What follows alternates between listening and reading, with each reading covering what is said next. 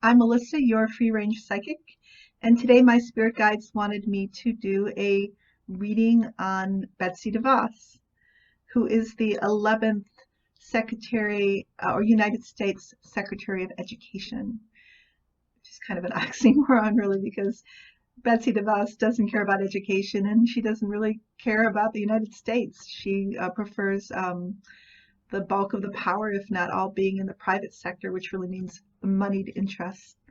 And I think she's probably doing as much as she can to dismantle that department as she possibly can, and feeling pretty self-righteous about it too. So this was an interesting reading, and here.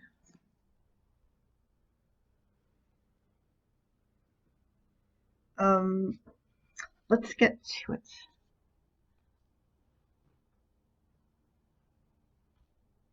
Okay, so the subject card came up as the moon, which is really interesting to me. It was kind of enigmatic, and I asked my spirit guides why. So they said, this means that Besty Devos operates in the dark. So we're seeing this face here, really a profile, kind of airy fairy, La La Land kind of, persona. It's also a profile. We don't see the whole face, but really her true intent and her true motivations and her true self is a scorpion here. It's hidden. It's out of sight.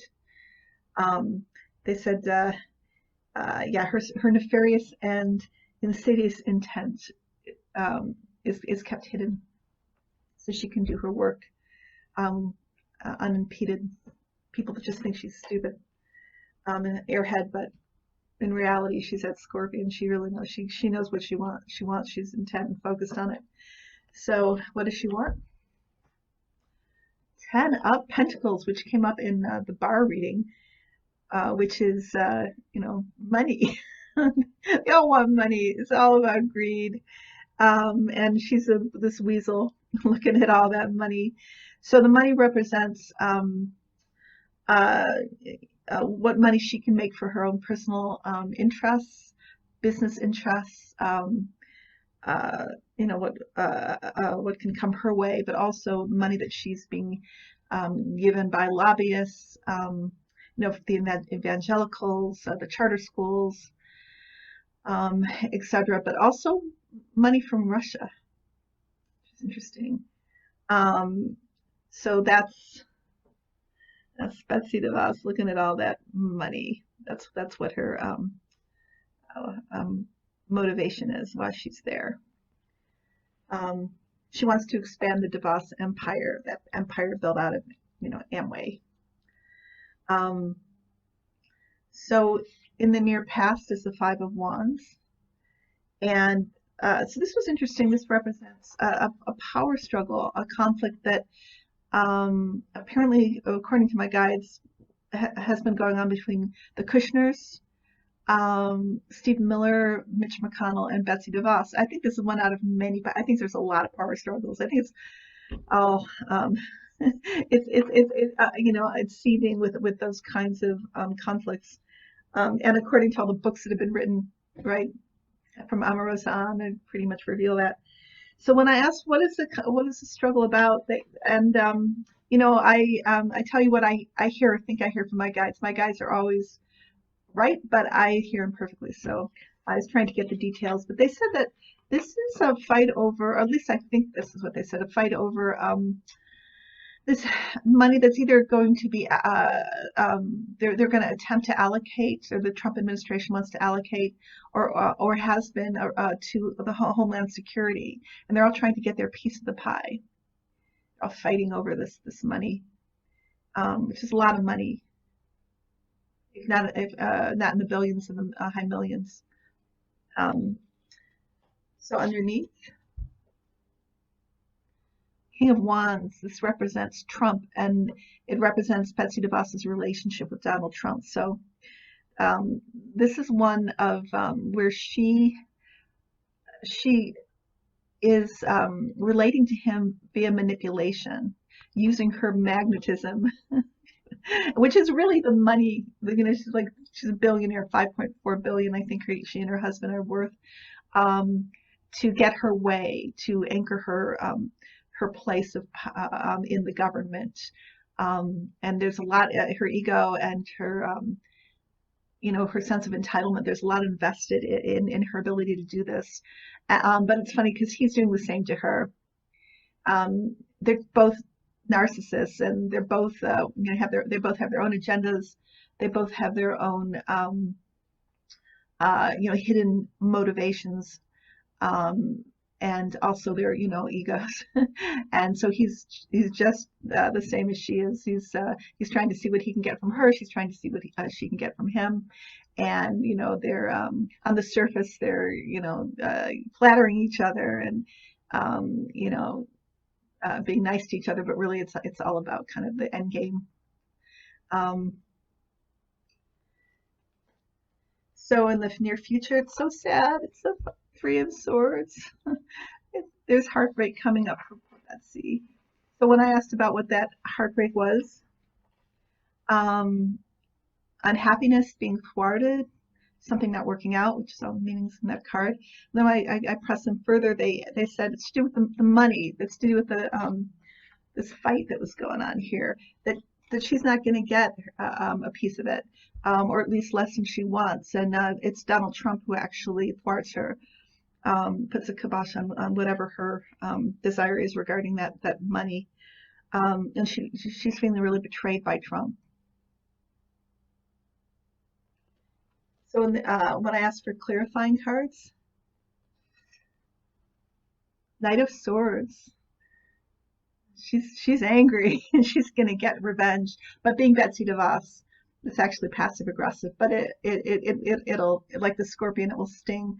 But the revenge is really, I think, has to do with money and influence, because she's got so much money and she's pretty influential. And she's maybe going to withdraw money from his campaign, or not donate, or donate to some other candidate or something like that. I'm not 100% sure, but you know, she's thinking of revenge. She's wanting to be the Knight of Swords. She'd love to be able to do that, but she's holding back, I think, you know, on the surface, but underneath, she's gonna take some kind of revenge. And then this is a card we all like to see. What's the outcome? Is Justice. And my guides told me that this is Devos being brought up in front of the house, and being grilled about some misallocation of funds, being, I think, siphoned into private evangelical schools or something like that should have gone to public schools. I think it's to do with money. But they said that should be coming up in this month or next, that she's in the hot seat. So, and yeah, the reading I did, I usually say at the beginning and I forgot, but just a simple Celtic cross, and I used the Gilded Tarot by Ciro Marchetti. And the other thing I wanted to do today was to share with you some cards that I just ordered. The Sacred World Oracle by Kris Waldherr. And these are just so beautiful, and I really haven't gotten into them yet. So the card, I asked my guides for a card for us, and that's the first card I really picked from this pack. And I'll share it in a second. But I wanted to show you some of the cards in this deck, and they're to do with the earth and the elements, and separate into quadrants: earth, air, fire, and wind. Oh, they're so pretty. There's different animals, and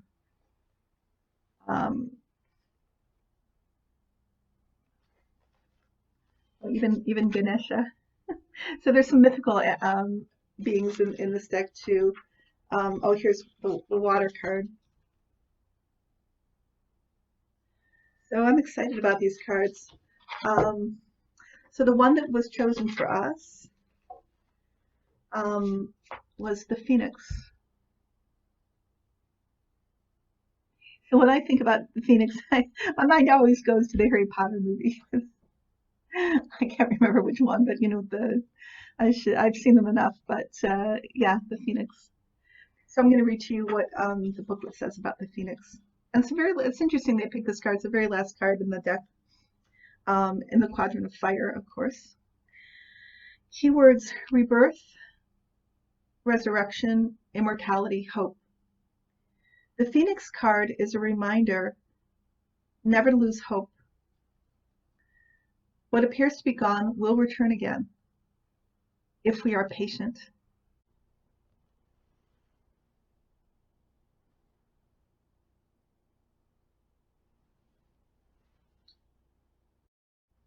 So that's a beautiful card, and I think pretty representative of what we've been going through collectively, spiritually, for um, some time now. Just this uh,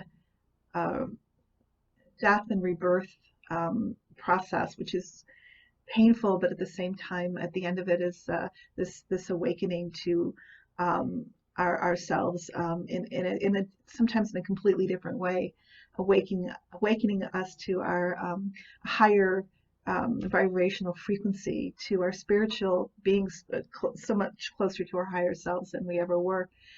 Um, and I wanted to let people know that I do personal readings, past, present, and future. I speak with my spirit guides, and I try to be as clear a channel as I can to communicate to you what they're wanting to convey to you. And the other thing I wanted to mention is that I love to introduce people to their guardian angels. That's something that is a passion for me. I really enjoy it, and I believe that, as I was saying, because we are coming into this time of it's really collaboration or co-creation with our angels and our ancestors, our spirit guides, the devic forces of nature. Um, it's getting more and more important to um, know who are we working with? What do they want to tell us, and what do we want to tell them? And to open up this line of communication, and being introduced to your guardian angels can really help with that. So I left my information below, how you can get in touch with me. And I'm looking forward to the next video. I don't know who it's going to be on, but my spirit guides will tell me. So take care until then.